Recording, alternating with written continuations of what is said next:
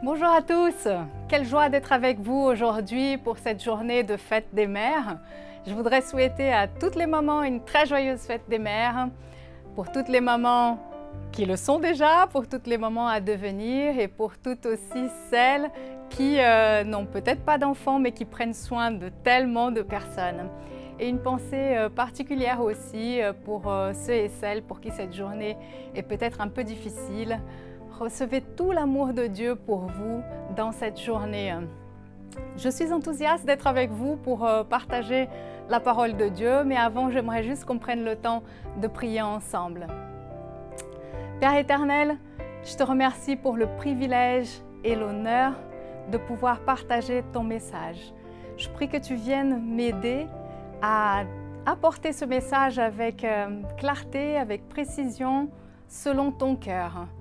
Saint-Esprit, viens, remplis-moi et parle à travers moi. Merci pour ta parole qui produit la vie et qui accomplit toujours ta volonté, qui encourage les vies et qui produit toujours du bon fruit. En ton nom, Amen. Amen. Alors, est-ce que vous avez déjà planté quelque chose qui a grandi et s'est épanoui? Par exemple, une plante ou un arbre, quelque chose où vous avez pu voir les étapes de croissance. Avec mon mari, on n'a jamais été très doués avec les plantes. D'ailleurs, si vous avez entendu un de mes messages précédents, et si vous vous posez des questions, comment va mon mini Olivier, Oliver? Eh bien, j'ai la triste nouvelle à vous annoncer, il est mort. Il est mort, Oliver, on a pourtant tout essayé, on a prié pour lui, on l'a arrosé, on a fait tout ce qu'on pouvait, mais il n'a pas survécu. Alors, voyant ma déception, mon mari m'a acheté un autre mini olivier qu'il m'a offert à Pâques. C'était un petit peu symbolique, vous voyez, la mort et la résurrection. Il voulait tellement me faire plaisir. Et je l'ai appelé Olive. Olive qui veut dire donc... Bon, ça fait référence à Olive, hein, tout simplement, comme mon fils l'a dit, mais aussi O d'émerveillement en anglais et live de vivre. Donc j'ai proclamé la vie sur celui-là. On a déclaré vraiment qu'il va avoir un meilleur avenir que son prédécesseur. En tout cas, on fera de notre mieux pour qu'il vive. Et c'était aussi un petit rappel pour moi pour vivre toujours dans l'émerveillement. Donc, comme vous pouvez constater, on a la foi, mais on n'est pas très doué avec les plantes. On n'a aucune expérience de jardinage ni d'agriculture. Par contre, dans notre vie, on a pu voir d'incroyables moissons suite à des périodes de semences. Et on a vu vraiment la grâce et la main de Dieu agir dans nos vies après des pas de foi qu'on a fait pour continuer de semer avec fidélité au travers des saisons, que ce soit sur le plan des finances, du service dans la maison de Dieu, du service aux autres tout simplement. Et ça nous a toujours émerveillés de voir la fidélité de Dieu et la constance de ce principe des semailles et moissons. La parole de Dieu dit d'ailleurs en Genèse 8 au verset 22 que tant que la terre subsistera, les semailles et la moisson, le froid et la chaleur, l'été et l'hiver, le jour et la nuit ne cesseront point. Les semailles et la moisson ne cesseront point. Alors, bien évidemment, on veut tous récolter des bonnes choses pour nos vies, n'est-ce pas? Mais il faut semer, il faut les cultiver. Mais vous êtes d'accord avec moi que ce n'est pas toujours facile de continuer de semer? C'est fatigant des fois de semer, n'est-ce pas? Fatigant de continuer d'aimer cette personne qui ne se montre pas toujours aimable. Fatigant de continuer de l'aider mon connect group alors que les gens n'y attachent peut-être pas beaucoup d'importance. Fatigant de continuer de semer ces messages de bienveillance alors que les personnes ne te répondent pas. C'est fatigant des fois de continuer de prier et de croire pour une percée qui tarde à venir. Parfois, on a tout simplement envie de tout arrêter et faire un petit peu comme on dit au Brésil, dar um chute na lata, qui veut dire donner un coup de pied dans la canette. En gros, tout envoyer balader. Mais Dieu nous rappelle ceci dans sa parole. Galates 6, versets 9 à 10. Ne nous lassons pas de faire le bien, car nous moissonnerons au temps convenable si nous ne relâchons pas. Ainsi donc, pendant que nous en avons l'occasion, pratiquons le bien envers tous et surtout envers les frères en la foi. Si vous prenez des notes aujourd'hui, j'ai intitulé ce message « Une semence éternelle ». Une semence éternelle. Dans notre campus de Paris, on a distribué des petites graines à toutes les femmes et je pensais que ça pourrait être un message c'est un message que le Seigneur a déposé dans mon cœur aujourd'hui et je prie que ça puisse vraiment vous encourager dans cette saison. Alors, Dieu nous dit de ne pas nous lasser parce que la moisson arrivera en son temps si on ne relâche pas. Notre tendance naturelle est de relâcher, n'est-ce pas? À la fois quand ça va bien, mais aussi quand ça va mal. Quand ça va bien, parfois on est tellement à l'aise, tellement pris dans l'enthousiasme de la moisson et on oublie, on peut vivre sur ces récoltes et on oublie qu'il faut continuer de semer parce que ces récoltes vont prendre fin un jour. Et quand ça va mal, on sent qu'on a tout juste plus de force pour continuer de semer. Et bien sûr, on comprend très bien qu'il y a des temps pour laisser reposer les champs. Comme nous voyons dans la parole de Dieu, quand il explique au peuple d'Israël à propos de la 7e année, qui était une année pour que les champs se reposent, pour que la terre puisse se reposer et qu'il n'y avait aucune semence qui devait être faite dans cette année-là. Il parle ensuite de l'année du jubilé, qui est cette 50e année aussi où les champs devaient être sur le repos. C'est important ces années-là, mais c'est important aussi de réaliser qu'une fois que ces saisons sont passées, il faut penser à recommencer à semer de nouveau. Et pas juste attendre infiniment que les circonstances soient parfaites, qu'on ait l'envie de le faire. Parfois, il faut recommencer par des petits pas afin de réenclencher de nouveau le mouvement. Alors, qu'est-ce qui peut bien nous aider à continuer à semer le bien saison après saison avec fidélité, sans relâche, sans se laisser envahir par le découragement, par la fatigue? J'aimerais vous proposer 3 choses aujourd'hui. 3 rappels qui peuvent peut-être nous aider. Est-ce que vous êtes toujours là? Alors, la première chose, c'est se rappeler d'où vient la semence. D'où vient la semence? Quelquefois, on peut se demander comment est-ce que je vais pouvoir encourager cette personne si je me sens si découragée? Comment est-ce que je vais pouvoir apporter une offrande si je suis si étirée dans mes finances? Mais quand on se pose ce genre de questions, c'est un petit peu comme si on oubliait une chose très importante. On oublie quelle est notre source. Qui est celui qui pourvoit pour nos vies? Il est écrit dans 2 Corinthiens, chapitre 9 à verset 10, « Celui qui fournit de la semence au semeur et du pain pour sa nourriture vous fournira et vous multipliera la semence, et il augmentera les fruits de votre justice. » C'est Dieu qui fournit la semence au semeur. C'est lui qui pourvoit pour tous nos besoins. Et dans la parabole des talents, on voit que c'est le maître qui distribue les talents à ses ouvriers en accord avec leur capacité de gestion. Si on est en train de batailler avec nous-mêmes pour produire une semence pour donner aux autres, ça veut dire qu'on est en train de s'appuyer sur nos propres efforts. Et c'est normal qu'on s'épuise. Ce n'est pas étonnant, parce qu'on n'a jamais été créé pour produire la semence nous-mêmes. Regardez même pour la multiplication de l'espèce humaine. Dieu a tout prévu pour concevoir un enfant. Dieu a mis les graines au bon endroit et ce n'est pas nous qui les produisons de nous-mêmes. Il a conçu notre corps de manière à ce qu'on n'ait même pas à s'occuper de ça. Et bien sûr, cela ne nous désengage pas de notre part de responsabilité. Il va falloir toujours gérer ce que Dieu nous confie entre nos mains. Mais en tout cas, c'est lui qui fournit la semence au semeur. Alors, si tu manques d'encouragement aujourd'hui pour pouvoir encourager les autres, viens à celui qui fournit la semence au semeur. Viens dans sa présence et reçois tout son encouragement pour toi. Reçois sa provision. Il est Jéhovah Jireh, celui qui pourvoit à tous nos besoins en accord avec les richesses de sa gloire par Jésus-Christ. Alors, de quel type de graines as-tu besoin aujourd'hui? Viens dans sa présence, demande à notre Dieu, il est le créateur de toutes les graines possibles et il n'y a pas de rupture de stock avec lui. Pour être agréable à Dieu, pour continuer de faire le bien, on ne puise pas dans notre stock personnel, on puise dans le stock de notre Dieu. Comme il est écrit dans Colossiens, au chapitre 1, versets 9 à 11, j'aimerais le lire pour vous. Il est écrit ceci, « C'est pour cela que nous aussi, depuis le jour où nous en avons été informés, nous ne cessons de prier Dieu pour vous et de demander que vous soyez remplis de la connaissance de sa volonté, en toute sagesse et intelligence spirituelle, pour marcher d'une manière digne du Seigneur et lui être entièrement agréable, portant des fruits en toutes sortes de bonnes œuvres, et croissant par la connaissance de Dieu, fortifié à tous égards par sa puissance glorieuse, en sorte que vous soyez toujours et avec joie, persévérants et patients. J'aime ce passage qui nous parle de cette force qu'on reçoit de lui.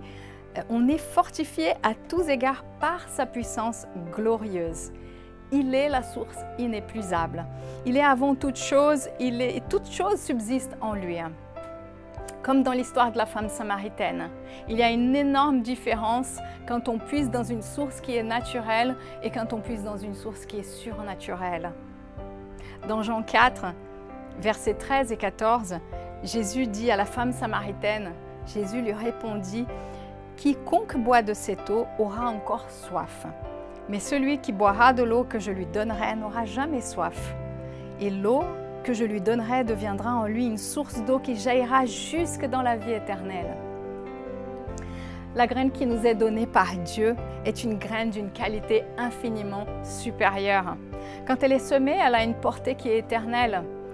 Et quand on reste attaché à notre source, notre Créateur, il renouvelle nos forces pour qu'on puisse continuer de semer. Alors rappelle-toi aujourd'hui d'où vient la semence. Rappelle-toi qui est notre source. Amen. Le deuxième point est se rappeler qui est le potier. Peut-être que tu te dis, ok, j'ai reçu la graine à semer, mais je n'arrive pas à la semer correctement, je n'arrive pas à la semer comme il faut. J'ai l'impression que je n'arrive pas à contenir les graines en moi et que c'est un vrai gâchis, c'est comme si j'avais des trous dans le pot. Et on peut se sentir comme ça parfois. Il y a des trous qui sont causés par nous-mêmes, mais pas d'autres. Pour ceux qui sont causés par nous-mêmes, c'est important de prendre un temps dans la présence de Dieu et demander au Saint-Esprit de nous révéler quels sont ces trous, quelles sont ces brèches. Un exemple concret, peut-être que tu as un bon travail, un bon salaire, mais tu n'arrives pas à couvrir toutes les dépenses du mois. Il y a toujours quelque chose d'inattendu qui vient pour dérober tes finances. Tu te sens peut-être concerné par cette parole qui est dans Agé 1, verset 6. « Vous semez beaucoup et vous recueillez peu. Vous mangez et vous n'êtes pas rassasiés. Vous buvez et vous n'êtes pas désaltérés. Vous êtes vêtus et vous n'avez pas chaud. Le salaire de celui qui est à gage tombe dans un sac percé. » Par rapport à cet exemple précis des finances, la parole de Dieu nous parle de comment arrêter celui qui dérobe nos finances. Et c'est en le mettant en premier, c'est en déclarant sa seigneurie dans ce domaine précis de notre vie, en apportant les prémices de tous nos revenus dans sa maison afin qu'il y ait de la nourriture dans sa maison. Et il y a une promesse liée à l'application de ce principe. Dieu promet de déverser la bénédiction en abondance sur nous et de menacer celui qui dérobe, celui qui vole. C'est la fermeture des trous dans ce sac percé, je vous dis. Si vous voulez trouver cette promesse, elle est dans Malachie 3, versets 10 et 11. Ça dit ceci, « Apportez à la maison du trésor toutes les dîmes, afin qu'il y ait de la nourriture dans ma maison. Mettez-moi de la sorte à l'épreuve, dit l'Éternel des armées. Et vous verrez si je n'ouvre pas pour vous les écluses des cieux, si je ne réponds pas sur vous la bénédiction en abondance. Pour vous, je menacerai celui qui dévore, et il ne vous détruira pas les fruits de la terre, et la vigne ne sera pas stérile dans vos campagnes, dit l'Éternel des armées. » On peut lire aussi dans Agé 1, 9, vous pourrez le lire après, ça parle aussi du fait qu'on ne doit pas juste s'occuper de notre propre maison, mais que c'est important de s'occuper de la maison de Dieu. On ne doit pas la négliger. Là, c'est un exemple sur les finances, mais ça peut s'appliquer, ces trous dans nos vies peuvent s'appliquer dans différents autres domaines, peut-être dans le domaine des relations, peut-être dans le domaine de la santé. La bonne nouvelle est que ces trous peuvent être fermés. Ces trous causés par nous-mêmes peuvent être fermés. Avec l'aide du Saint-Esprit, il nous les révèle, on prie par rapport à ça, on met les bonnes choses en place et ils peuvent être fermés. Mais il y a d'autres fissures qui sont juste le résultat d'une saison difficile, d'une blessure causée par quelqu'un ou par un événement de la vie qui nous a brisés. Et même dans ce cas, écoutez bien cette histoire que je vais vous lire et regardez comment Dieu est bon, comment il nous aime et comme toute chose concourt au bien de ceux qui aiment Dieu. Je vais vous lire cette histoire. Un porteur d'eau en Inde avait 2 grands pots. Tous deux suspendus aux extrémités d'une perche qu'il portait en travers du cou. L'un des pots avait une fissure tandis que l'autre pot était parfait et livrait toujours une pleine portion d'eau. À la fin de la longue marche du ruisseau à la maison, le pot fêlé arrivait toujours à moitié plein. Le pauvre pot fêlé avait honte de sa propre imperfection et était malheureux de n'avoir pu accomplir que la moitié de ce pour quoi il était fait. Après 2 ans de ce qu'il percevait comme un échec total, il s'adressait au porteur d'eau au bord du ruisseau. « J'ai honte de moi et je veux te présenter mes excuses. Je n'ai pu livrer que la moitié de ma charge parce que cette fissure dans mon côté provoque une fuite d'eau jusqu'à votre maison. À cause de mes défauts, tu dois faire tout le travail et tu ne reçois pas la pleine valeur de tes efforts. » Le porteur dit au pot: « As-tu remarqué qu'il n'y avait des fleurs que de ton côté du chemin, mais pas du côté de l'autre pot? C'est parce que j'ai toujours su pour ton défaut et j'ai planté des graines de fleurs de ton côté du chemin et chaque jour, pendant que nous revenons, tu les as arrosées. Depuis 2 ans, j'ai pu cueillir ces belles fleurs pour décorer la table. Si vous n'étiez pas comme vous êtes, il n'y aurait pas cette beauté pour orner la maison. » Cette histoire toute simple et belle nous rappelle comment Dieu est au courant de nos faiblesses. Et il se sert même de ça pour ressortir quelque chose de bon, quelque chose de bien. Beaucoup de fois, on se compare, on se déprécie, on se sent frustré de ne pas être à la hauteur de nos propres attentes, des attentes que les autres mettent sur nous. Et on râle avec Dieu, mais pourquoi est-ce que tu m'as créé comme ça, trop sensible, trop perfectionniste, trop ceci ou trop cela? C'est un petit peu comme dans cette parole qui est dans Romains 9, au verset 20. « Ô homme, toi plutôt, qui es-tu pour contester avec Dieu? Le vase d'argile dira-t-il à celui qui l'a formé, pourquoi tu m'as fait ainsi? Dieu est le potier et il est le maître de l'argile. Il nous a créés, il nous connaît parfaitement et il nous répare aussi au fur des années et des événements de la vie. Alors ne te focalise pas sur les brèches que tu n'arrives pas à réparer seul et qui t'empêchent de contenir tout ce que tu aimerais déverser dans la vie des gens autour de toi. Concentre-toi sur ce que toi tu peux faire, sur les brèches que le Saint-Esprit te révèle et qui peuvent être fermées, réparées. Et pour les autres, laisse le potier te réparer avec sa main bienveillante. Dans tous les cas, sache que quoi qu'il arrive, Dieu peut multiplier surnaturellement le peu que tu as l'impression de donner et le transformer en une moisson incroyable. Il est le spécialiste de la multiplication. C'est celui qui optimise au centuple tout ce qu'on sème. Et le 3e point, c'est se rappeler de qui donne la croissance. Beaucoup de notre stress parfois peut venir du fait qu'on porte le poids de la responsabilité de la croissance. Nous, en tant que maman, par exemple, comme on a porté l'enfant à l'intérieur de nous, il a grandi à l'intérieur de nous, une fois qu'il est sorti, on se sent vraiment responsable pour cette croissance. Bien sûr qu'il faut que les choses soient en bonne santé pour qu'elles puissent grandir. Mais très souvent, on sème pendant des années, on ne voit pas de croissance, pas de signes tangibles d'évolution qui puissent nous encourager. Et on se met à se poser trop de questions. Et c'est bien de se poser des questions quand il y a des choses qui ont besoin d'être ajustées. Mais des fois, ce n'est pas forcément qu'on soit en train de faire les choses de la mauvaise manière, c'est juste que certaines choses prennent du temps pour arriver.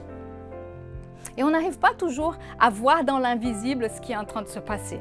Combien de fois on a prié pour des personnes et on n'a absolument eu aucun retour et c'est juste après 1 an que les personnes sont venues nous voir pour nous dire « Au fait, ça a bien marché la prière, j'ai eu la percée. » 1 an après. Mais des fois, on attend beaucoup plus longtemps, n'est-ce pas? Nous, dans notre famille, pendant 18 ans, on a prié pour un membre cher de notre famille, pour son salut. Et c'est arrivé en début de cette année. Est-ce que rien ne s'est passé pendant toutes ces années? Bien sûr que non, Dieu, il était à l'œuvre. Pour nous, on avait l'impression qu'il n'y avait pas d'évolution, que ça tardait énormément à venir.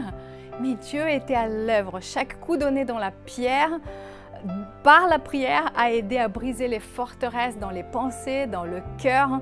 Chaque parole de foi a été une graine semée et ces graines, elles ont parfois été desséchées, parfois volées le long du chemin, parfois étouffées par les soucis et les séductions du monde.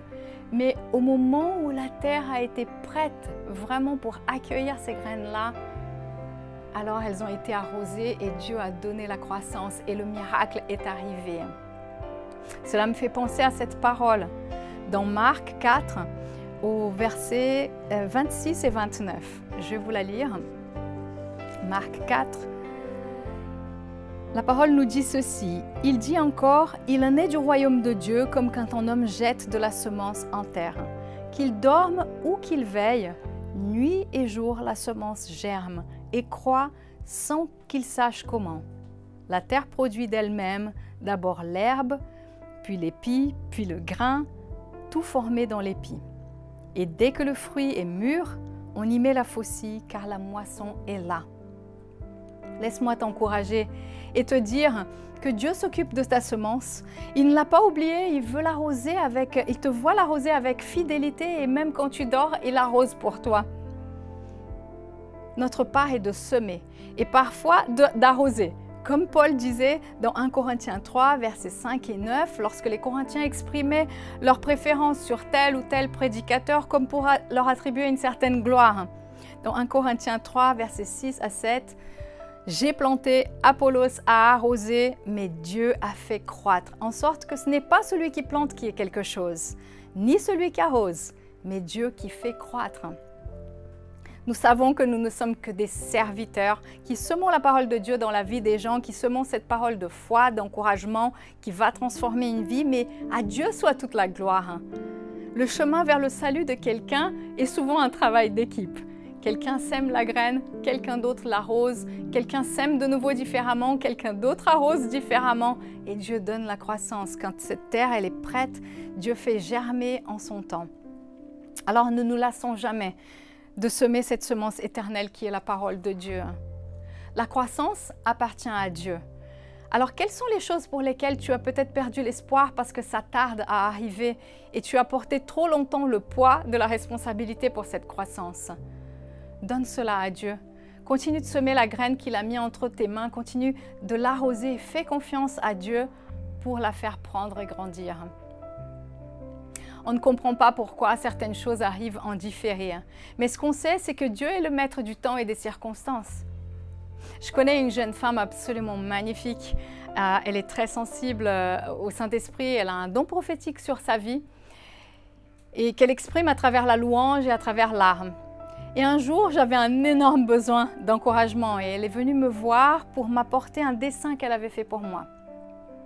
Elle m'a expliqué qu'elle avait reçu cette vision en 2020, mais que ça avait pris du temps pour mûrir. Elle m'a comparé à une fleur que je ne connaissais absolument pas. J'ai toujours aimé les fleurs et des exemples de fleurs que j'aime bien. Par exemple, ce sont des pivoines, des fleurs vraiment qui ont des multitudes de pétales qui sont extrêmement fins, emmêlés les uns avec les autres dans cette espèce de boule. Mais ce sont des fleurs assez fragiles au final. Donc j'étais assez étonnée quand elle m'avait montré le dessin de cette fleur. Je vais vous le montrer d'ailleurs. Et avec ce dessin, il y avait un texte que j'aimerais vous lire qui décrit cette fleur. Alors, donc, elle a écrit ceci. King Protea est une espèce qui prospère dans des conditions climatiques fortement variables.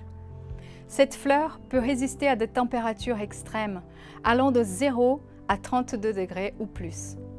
Tout comme cette fleur qui résiste aux conditions extrêmes, voire même s'en sert pour s'épanouir, je crois que c'est pareil pour toi. Les protéas sont parfois adaptés à des incendies et y survivent sans problème. Les feux de brousse sont importants pour les espèces car permettent l'ouverture du fruit ligneux et la dispersion des graines.